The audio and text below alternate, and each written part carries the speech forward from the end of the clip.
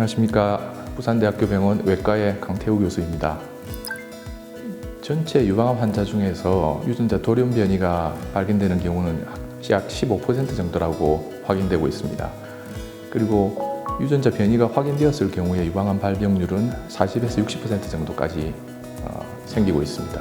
유전자 검사에서 양성이 나오는 경우에는 가족들도 유전자 검사를 해볼 것을 권유하고 있습니다.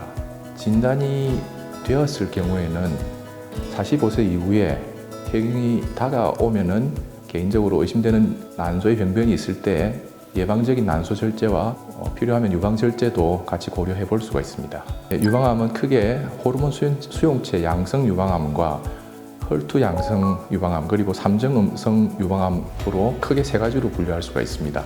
그리고 이 중에서 전체 유방암의 70%가량이 호르몬 수용체 양성 유방암으로 알려져 있습니다. 유방암은 그 생물학적 특징에 따라서 치료 방향이 크게 다르게 나누어질 수 있습니다. 호르몬 수용체 양성 유방암의 경우에는 일부 암에 비해서 치료 기간이 좀 길 수도 있습니다. 그리고 다른 암들은 수술 후에 5년 정도 생존하면은 특별한 다른 이벤트가 생기지 않는다고 하기도 하는데 유방암은 조금 더 오랫동안 관찰할 필요가 있어서 실제로 5년 이전에 재발하는 것과 5년 이후에 재발하는 그 빈도가 비슷하다고까지 알려져 있습니다. 그래서 치료 후에 15년 시점에 이를 때는 사망률이 전체의 한 20%까지도 이를 수가 있습니다. 그리고 조금 드문 타입인 표적 양성 유방암이나 삼중 음성 유방암 같은 경우에는 다소 공격적인 패턴을 보여서 예상외로 빨리 재발하는 경우도 들어 관찰할 수가 있습니다. 유방 촬영술 정기적으로 하는 검사나 또는 자가검진에서 이상 소견이 발견되었을 경우에는 초음파 검사를 추가로 해서 덩어리가 있는지를 확인하게 됩니다. 이 검사 두 가지는 어느 검사가 더 낫다고 하기보다는 서로 상호 보완적인 장점과 단점을 가지고 있습니다. 무엇보다도 확진은 조직 검사를 통해서 이루어질 수가 있고 유방암 발생 위험률이 높은 브라카 유전자를 보유한 그런 분들은 드물게 MRI를 통해서 정기적으로 확인하는 경우도 있습니다. 유방암의 생물학적 타입과 병기에 따라서 여러 가지 치료가 가능한데 일반적으로 수술을 가장 중요하게 생각을 하고는 있습니다. 그래서 수술 외에도 치료법은 항암 치료와 방사선 치료 그리고 여성 호르몬 억제 치료 또한 그 표적 치료 등으로 크게 나누어질 수가 있는데 이런 치료들은 크게 나누어서 전신 치료와 국소 치료로 또 분류하기도 합니다. 그래서 전신 치료에 항암제 치료와 호르몬 억제 치료 그리고 표적 치료 등을 들 수가 있고 국소 치료에는 수술과 방사선 치료 등을 들 수가 있습니다. 유방암의 치료법은 최근에 굉장히 다양하게 또 발전하고 있고 또 많은 표적 항암제가 개발되어서 그 치료 효과도 많이 개선되고 있습니다. 그럼에도 불구하고 원바람을 외과적으로 절제하는 수술적 치료가 유방암 치료의 핵심이라고 할 수 있습니다. 수술 방법으로는 크게 나누어서 유방 조직을 모두 절제하는 전절제술하고 일부를 보존하는 부분 절제술로 나눌 수가 있습니다. 전절제술은 다시 범위에 따라서 근치 유방 절제술이라고 과거로부터 아주 오랫동안 잘 효과를 가져온 방법과 그 다음에 최근에는 변형 근치 유방 절제술이 거의 기본으로 쓰이고 있고 또 일부 재건이 필요할 때는 피부 보존 유방 절제술이라는 방법을 거쳐서 최근에는 유두와 유륜의 복합체까지도 보존하는 전절제술 등으로 크게 나눌 수가 있습니다. 어쨌든 전절제만으로는 생각했던 것만큼의 미용적인 효과를 얻기가 조금 힘들 수가 있어서 최대한 자연스러운 수술 후의 외형적인 보존을 위해서는 부분 절제 수술이 많이 시도되고 있습니다. 이 부분 절제술은 암 주변 조직을 포함한 최대한 필요한 조직을 넓게 제거하고 또한 그 피부와 근막을 포함해서 제거하는 사분핵 절제술과 유방 조직을 일부를 포함해서 병변을 조금 넓게 제거하는 그 일부를 돌아가면서 제거하는 광범위 절제술로 또 나눌 수가 있습니다. 그 부분 절제술에서 함께 절제되는 유방 조직의 범위는 과거에 2에서 3cm 정도를 여유 있게 포함해야 된다고 이제 알려져 있었는데 최근에는 절제 면에서 암세포가 관찰되지만 않으면은 어느 정도 수술의 목표는 달성했다고 생각들을 하고 있습니다. 어떤 방식으로 수술을 했느냐 또는 치료를 했느냐 하는 데 따라서 합병증이 다를 수가 있는데, 수술의 경우에는 수술 범위에 따라서 유방 모양의 변형이 일어날 수도 있고 구축이나 다른 이후에 염증이나 이런 합병증도 생길 수가 있습니다. 그리고 생활에 조금 불편을 주는 합병증으로는 감각 이상이라든지 상지 운동의 제한이라든지 림프 부종 같은 그런 합병증이 발생할 수도 있습니다. 사실은 쉬운 항암 치료는 드물다고 조금 말씀드리는 게 좀 아쉬운 부분인데, 그래도 잘 맞춰서 그 이후의 결과를 좋게 하기 위해서 알려져 있는 그런 치료 성적의 차이를 보이고 있기 때문에 힘들지만 잘 받아낼 필요가 있고요. 항암한 과정에서 식사를 잘 못하시는 경우도 많고 설사를 하시던 등의 그런 불편한 증상들이 나타날 수 있습니다. 자세한 합병증은 진료 과정에서 다 설명을 드리겠지만은 큰 틀의 변화는 최근에 정식성을 대표하는 몇몇 유전자의 검사를 통해서 위험도가 낮을 경우에는 최대한 항암 치료가 도움이 되지 않을 것으로 판단될 경우에는 항암 치료를 생략하기도 합니다.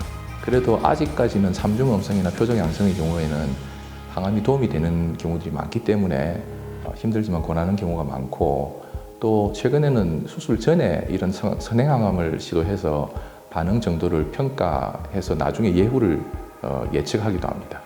음식은 제일 대표적으로 제일 조심해야 될 게 사실은 감염이기 때문에 이제 골수가 억제가 많이 되어서 백혈구도 거의 제로에 가깝게 떨어질 수 있어서 균이 들어왔을 때 이겨낼 수 있는 힘이 거의 없어집니다. 그래서 감염을 제일 조심해야 되는데, 그 감염과 관련될 수 있는 이제 날 음식을 대표적으로 조금 조심해야 될 것 같습니다. 생선회를 중심으로 해서 익히지 않은 샐러드라든지 과일 같은 경우도 신선하지 않을 경우에는 최대한 피하는 것이 좋을 것 같습니다.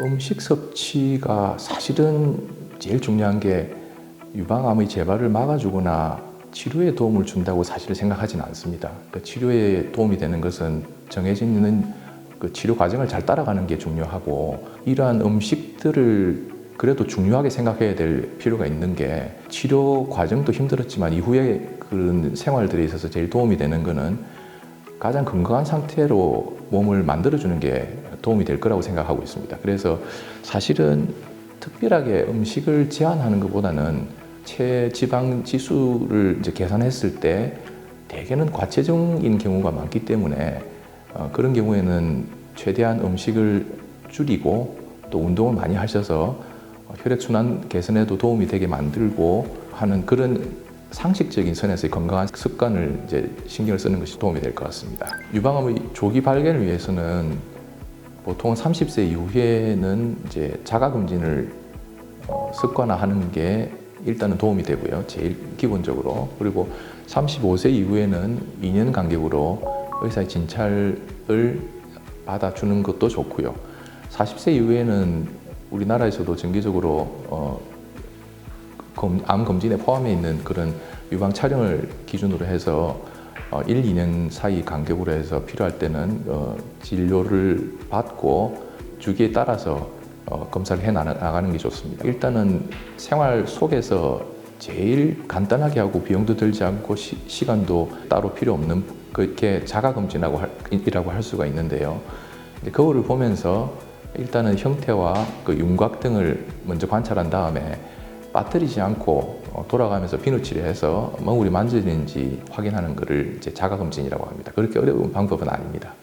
일단은 이론적으로는 그렇게 추정을 하고 있지만은 초기 유방암 치료제로 고용량의 여성 호르몬이 사용되었을 정도로 여성 호르몬이 무조건 암을 일으킨다 이렇게 증명되는 그런 근거는 사실 없습니다. 근데 일단은 유방암이 생긴 이후에는 여성 호르몬 수용체가 많이 생겨서 똑같은 양의 여성 호르몬이 몸속에 있어도 자극을 쉽게 받기 때문에 암이 자라거나 기능을 해서 다른 문제를 일으킬 수 있기 때문에 암이 진단되고 나서는 최대한 여성 호르몬의 사용을 피하는 것이 좋겠죠. 그래도 만약에 골다공증이 너무 심하거나 또 일상생활에 불편함을 느낄 정도로 증상이 있으면은 어떤 경우에는 그 여성 호르몬을 약하게 쓰는 경우도 치료를 위해서 또 그렇게 도움이 되는 경우도 있습니다. 유방암이 대개는 면역이 약해서 생겼다 하는 이야기들이 좀 있는데, 기본적으로 암의 면역을 피해가는 그런 과정하고 균에 대한 면역은 조금 다르게 생각을 합니다. 본인이 무조건 무슨 단순하게 면역이 기본적으로 문제가 있어서 암이 생겼다 이렇게 생각하는 건 좀 곤란하지 않나 이런 생각이 들고요. 요새 거기에 대해서는 계속적인 연구들도 진행되고 있고 면역력을 평가하는 그런 검사들도 많이 있지만은 나중에 그런 게 직접적인 실제로 관련이 있다는 그런 근거들이 나오게 되면은 그때 다시 이야기를 할 수 있을 부분일 것 같고, 아직은 거기에 대해서 너무 집착하거나 그것 자체가 다 문제라고 생각하고 불안해하거나 하실 필요는 없을 것 같습니다. 방금 말씀드린 그런 면역이라든지 그다음에 음식과 따로 어떤 부분을 바꿔야 재발이나 전이를 막을 수 있을지 그런 게 당연히 궁금해 하실 수 있을 것 같습니다. 앞으로는 건강한 삶을 위한 그 운동과 식이를 통한 목표 체중을 맞춰 나가는 게 제일 중요하고 단순한 부분이 아니어서 시간과 노력이 많이 필요한 부분이라고 생각합니다. 그래서 우리가 외래에서 만약에 그런 질문을 하실 때는 목표 체중을 계산을 해드리고 있고 거기에 맞추기 위해서 최대한 노력을 하라고 이제 안내를 드리고는 있고요. 재발이나 전이를 막아주는 건 다시 말씀드리지만은 정규 치료를 제대로 따르는 게 제일 중요하다고 생각합니다. 실제로 치료를 하는 입장에서 저희가 느끼기는 눈에 잘 띄지는 않았지만은 조금 거리를 두고 생각해 보면은 저희가 배울 때라든지 그때에 비해서 치료 성적이 굉장히 월등하게 많이 좋아지고 있습니다. 예측 못했던 재발이나 이런 데 대해서도 많이 조절되는 느낌도 크고요. 근데 이런 결과를 보이기 위해서는 그 치료 과정 자체도 불편하고 쉽지가 않을 수도 있을 것 같습니다. 그래서 그 치료 과정들을 힘들지만은 다른 문제가 생기지 않게 잘 따라가는 게 제일 중요할 것 같고요. 또 그렇게 얻어진 이런 치료의 결과들을 사실은 앞으로 생기지도 않은 문제들을 걱정하시면서 보내는 것보다는 감사하게 잘 누릴 필요가 있을 것 같습니다.